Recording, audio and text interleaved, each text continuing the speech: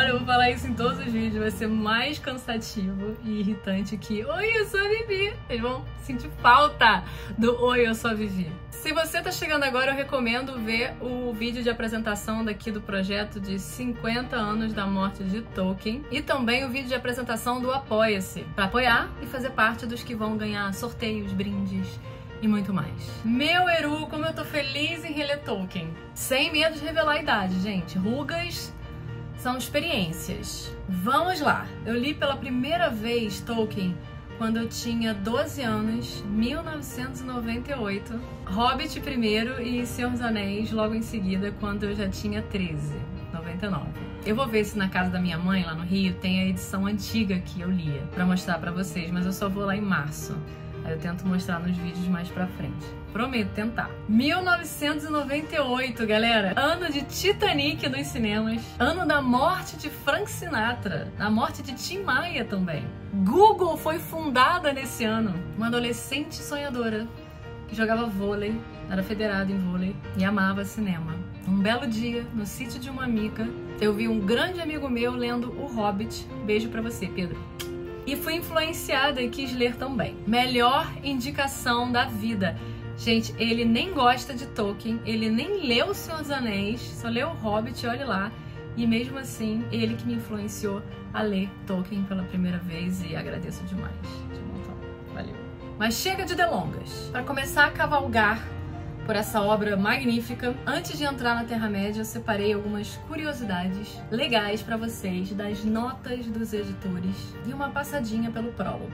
Tem gente que pula essa parte que eu sei, tô de olho, mas se vocês querem conhecer a mente brilhante de J.R.R. Tolkien, vocês precisam ler as letras miúdas, galera. E que notas são essas? Bom, temos notas do tradutor, nota da edição especial de 50 anos, nota do editor. Tem coisa que só se encontra nas edições britânicas, pra quem já leu em inglês. Não vai dar pra trazer tudo aqui, gente, senão seriam, sei lá, 40 minutos de vídeo só pra nota, ou então 10 vídeos divididos pra tratar de todas elas. Então o que eu vou fazer é trazer o que importa mais, que eu acho que importa mais, pelo menos para Moar, beleza? Ah, mas eu não vou falar do prefácio. Esse eu vou deixar pro final, porque tem coisa ali que antecipa da história, eu não quero tratar agora. E eu vou deixar lá pro final mesmo, depois do Retorno do Rei, apêndices. Aí eu falo do prefácio como eu finjo que é um pós-fácil, beleza? Desnecessário dizer que há divergências entre uma edição e outra, não é mesmo? Vocês têm que levar em conta, gente, que Sociedade do Anel, a primeira parte de 3, não vamos chamar de trilogia. Tolkien não gostaria que nós chamássemos de trilogia. A primeira parte de 3 foi publicada em 1954. Ano que vem serão 70 anos desde a primeira publicação de Sociedade do Anel. Claro que muito se mexeu de uma edição para outra, isso inclusive nas versões originais em inglês. E óbvio que as edições brasileiras, né, as versões em português, sofreriam também mudanças ao longo desses anos, tanto nas edições da Martins Fontes, lá atrás, quanto das edições da HarperCollins, que é a editora que publica agora os livros. Então, gente, desde já eu queria deixar avisado que vai ter hora que eu vou falar de um jeito que talvez os termos só teriam sido usados nas edições de 1994, de 2000, de 2001, de 2002. Eu li várias edições. Eu só não li ainda a versão nova, ainda mais porque eu comecei a reler para esse projeto com essa edição aqui, que é a que eu tenho em casa, mas eu vou continuar lendo da edição nova, porque a HarperCollins já me prometeu mandar um box de Senhor dos Anéis, gente. Capa dura, vai chegar semana que vem, eu tô muito feliz. Ah, obrigada, Harper! Já aproveito para falar rapidamente da nova tradução, que eu ainda não conheço, justamente acabei de falar que eu vou começar a ler e vou conhecer ao longo desse projeto, e na nova edição eu já vi que tem de 2019, né? Já tem uma nota do Ronald Kirmse explicando algumas das decisões. Eu vi que rolou treta por conta do jeito de escrever algumas coisas, tipo orc, por exemplo, que antes era orc O-R-C e agora é orc com Q-U-E. Gente, é sério que vocês vão implicar com a mudança de C para Q-U-E? De verdade, pensa se isso vai mudar alguma coisa na sua vida. Bora relaxar. Eu tô muito mais preocupada em saber como é que ficaram as novas traduções das músicas.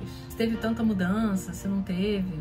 Vamos ver. A nível de curiosidade, a tradutora das versões antigas é da Lenita Rimoli Esteves, as músicas foram do Almiro Pizeta e a revisão técnica e consultoria já era do Ronald Kimsey, que é o tradutor agora dessa nova edição, que também é membro da Tolkien Society e do grupo linguístico Kendile. Ah, meus tempos de Conselho Branco, de Tolkien Society. Beijo pra você, Eric. Eu tô afastada dos eventos, mas eram tão legais.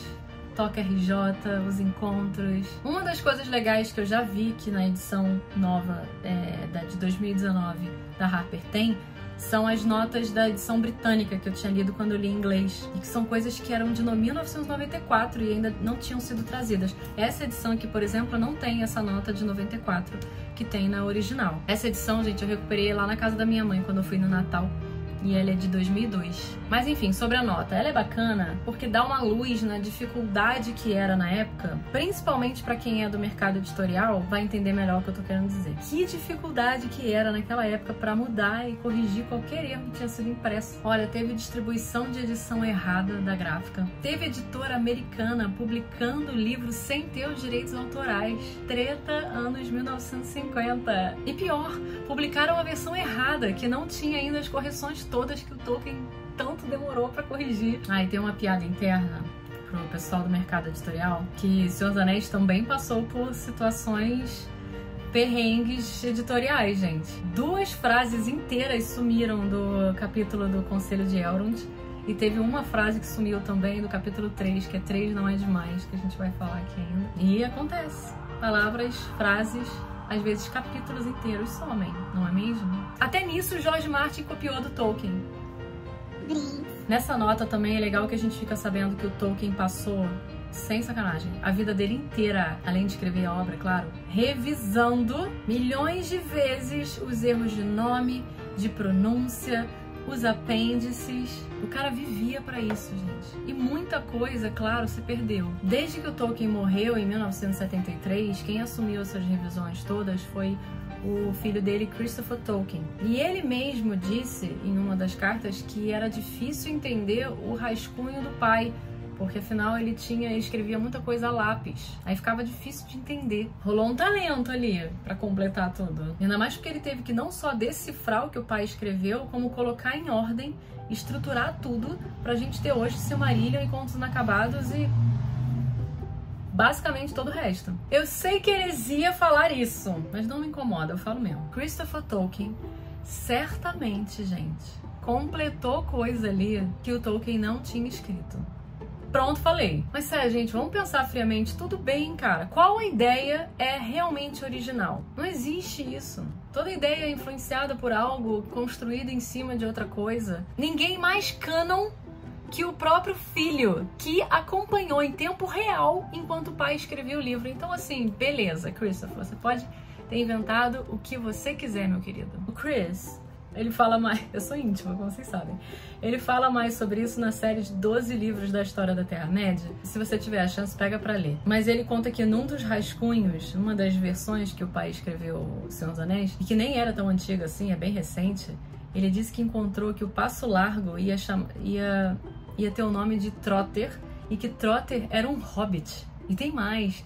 Tolkien chegou a pensar num romance entre Aragorn e Elwin. As minas pira. Galera, vai à loucura! O chipper todo de Elwin e Aragorn. Mas nada desses erros a gente pegou. Porque nas nossas edições, mesmo as edições dos anos 90, essa aqui é 2002, mas muito desse texto aqui veio da edição de 94, do original. Elas já estavam completas e revisadas. Na nota da edição que comemorava os 50 anos do Tolkien, lá perto dos filmes, da época dos filmes, a gente tá falando de 2001, 2002, 2003, já se falava dessas revisões todas e dessas mudanças, então a gente não sofreu nada com isso e não precisa se preocupar, porque que a gente leu as edições mais finalizadas, beleza? Não se desesperem. E por último, mas não menos importante, temos as palavras do próprio Tolkien em uma das notas. Se mantém igual em todas as edições, desde lá pra trás, e é onde ele conta um pouquinho da criação de Senhor dos Anéis. A ideia começou com um Hobbit, que ele publicou em 1937, mas ele começou a escrever um pouco antes, e ele só começou a escrever isso porque ele não se sentia à vontade em publicar o Hobbit sem ter detalhes da mitologia e da história dos dias antigos. E ele só fez isso porque ele precisava do background histórico necessário para sustentar o idioma élfico que ele criou. Eu nunca me canso de realizar que o Tolkien inventou um idioma. E foi assim, escrevendo sobre o passado, que Tolkien desenvolveu a Terceira Era da Terra-média. Para vocês, escritores apressados que acham que precisam terminar uma obra em 2 meses, Tolkien escreveu O Senhor dos Anéis, as 3 partes, entre 1936 e 1949. Ele só atrasou ali em 1939 um pouquinho, por conta de um pequeno detalhe chamado Segunda Guerra Mundial. Mas ele não abandonou, ele só levou um tempinho maior para terminar. Ele conta que esse ato rolou quando ele chegou no túmulo do Balin, e aí ele só retorna a escrever 1 ano depois, lá em 1941, que ele tinha parado em 1940, voltou em 1941 com Lothlórien e o Grande Rio. Aí ele continuou escrevendo bem devagar, na altura mais ou menos do livro 2 dos Duas Torres. Durante a guerra ainda, ele escrevia e mandava por partes para o filho dele, Christopher Tolkien, que nessa época tava morando na África do Sul. E eu aqui, minha gente, criando desculpinha pra escrever porque o teclado não é gostoso de digitar o suficiente.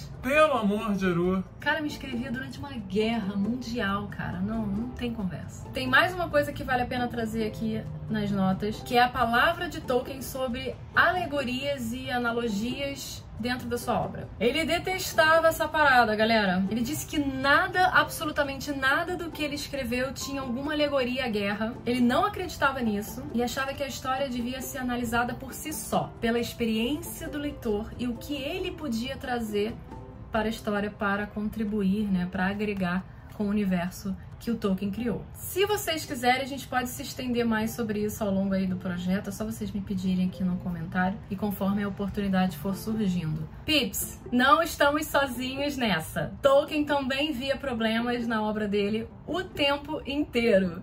Ele viu falhas até o último segundo da sua vida, mas ele mesmo admitiu não caber mais a ele mudar a história ou ficar mexendo toda hora. Finalmente ele se contentou em admirar o próprio trabalho, receber as cartas dos fãs, que mesmo naquela época, sem os filmes, ele já tinha vários fãs. Então fica a dica, gente, não fique revisando seu texto o tempo inteiro, sem antes terminar o primeiro rascunho. Termina, depois você revisa. Não sou eu que tô falando.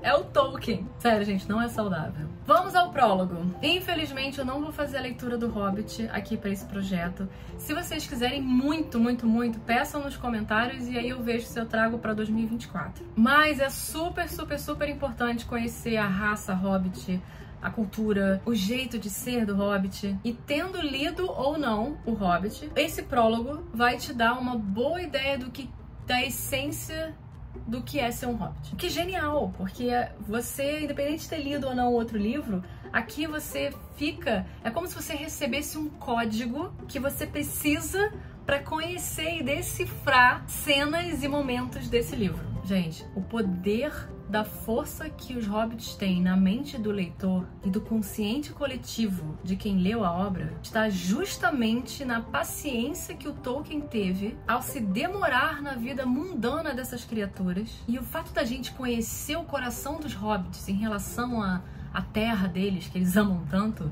faz toda a diferença para você sentir dor junto com eles quando você chega no momento da aventura que isso acaba, quando eles deixam esse lar maravilhoso para viver uma aventura terrível, perigosa, distante de tudo que eles viviam. A gente vai mastigar mais sobre isso mais pra frente. Bom, os hobbits são um povo discreto, bem antigo, já foi bem mais numeroso que hoje em dia. Eles amam a paz, a tranquilidade, uma boa terra para cultivar e se sentem intimidados na presença de pessoas grandes. como chamam a nós humanos. Sinto honrada de ser chamada de pessoa grande. Eles têm ouvidos agudos e olhos perspicazes. Embora não queiram se apressar com nada, são ágeis e ligeiros quando precisam. Eles podem medir de 60 centímetros a 1,20 m. Nossa, parece perfil de Tinder! Sendo que nesse livro aqui a gente vai conhecer uma outra situação em que esse recorde vai ser quebrado. Não necessariamente nesse livro, mas na obra. Eles adoram roupas coloridas, verde e amarelo, sendo as cores favoritas. Os pés têm solas grossas como couro, e aí justifica por que eles não usam sapatos, botas, etc. E eles têm rostos mais simpáticos que bonitos. Até agora, todo mundo que viu os filmes do Peter Jackson já meio que conhecia essa parte, né? Mas, pra quem não leu, os hobbits são divididos em raças. Eles têm os pés peludos, de pele mais escura, são mais baixos, preferem regiões serranas e montanhosas. Tem os grados, que são mais pesados, têm mãos maiores, e eles preferem rios e planícies. E os cascalvas, que têm pele e cabelos mais claros, são mais altos e são amantes da floresta. Vale dizer aqui, para quem tinha dúvida sobre isso, que os Harfoot, da série Anéis de Poder, são justamente os primeiros que eu falei, os pés peludos. É só uma questão da tradução, gente. Na versão original, no livro Sociedade do Anel, tá dizendo Harfoot. Bilbo, o Frodo, em parte, toda a galera do condado descende desse povo. Na série Anéis de Poder, eles ainda estavam numa época lá atrás, que é quando eles ainda eram nômades, catando lugares férteis, dependendo da estação do ano. Aí depois que eles chegam finalmente no condado, coisa que talvez mostrem na segunda temporada com a Nori, que é mais aventureira e tal. Enfim, nesse momento eles descobrem o condado e a terra maravilhosa que é e resolvem lá ficar. E por muitos, muitos anos, os hobbits conheceram somente a paz. Eles nunca guerrearam entre si, mas quando precisam, são bons de mira e vivem em tocas no chão. Muito resumidamente é isso, tá, gente? Uma curiosidade sobre os grados, esse outro tipo de hobbit, é que ao contrário dos outros dois, dos cascalvas e dos pés peludos, eles tinham algum tipo de pelo na cara, mais especificamente na área do queixo. Nenhum outro hobbit tem qualquer sinal de barba, só os grados. Eu fico imaginando os atores acordando 4 horas da madrugada todo dia, tendo que fazer barba, porque senão o Peter Jackson ia pegar no pé deles, porque tinha que ter a cara lisa, os hobbits.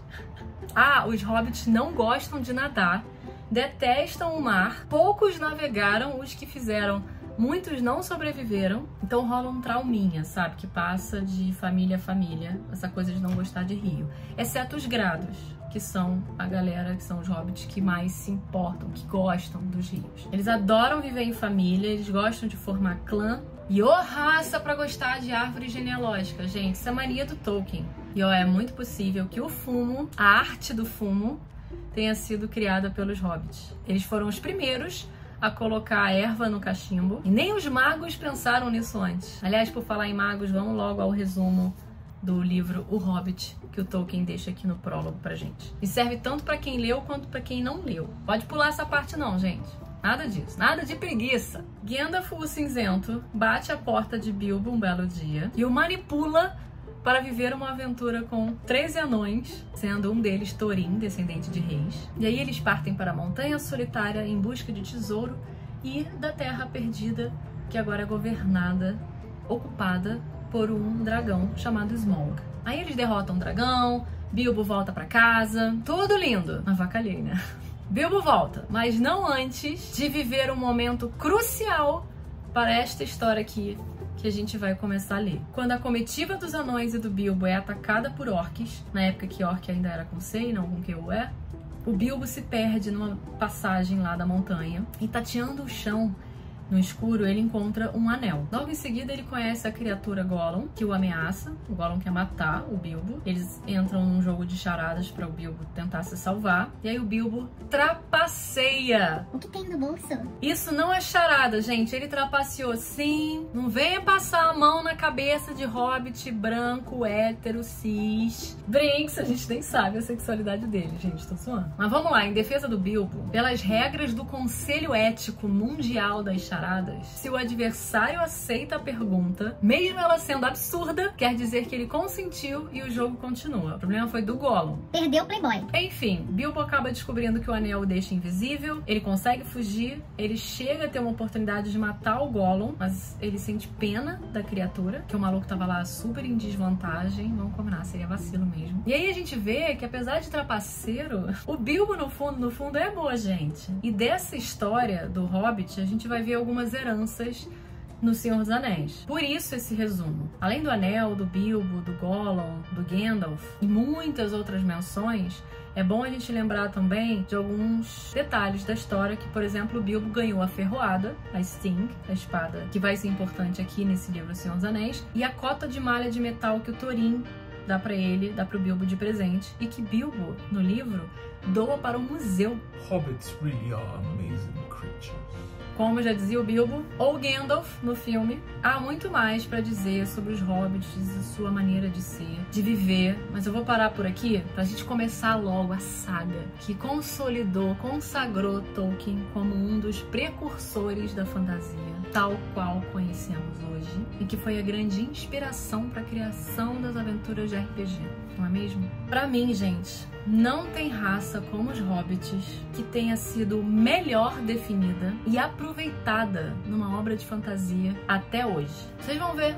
Bora, pips! Bora ler o primeiro capítulo do livro 1. Vejo vocês muito em breve no próximo vídeo. E lembrem-se, apoiem lá no apoia.se/vivs para me ajudar a manter aqui o canal e o projeto. Beleza? Namari.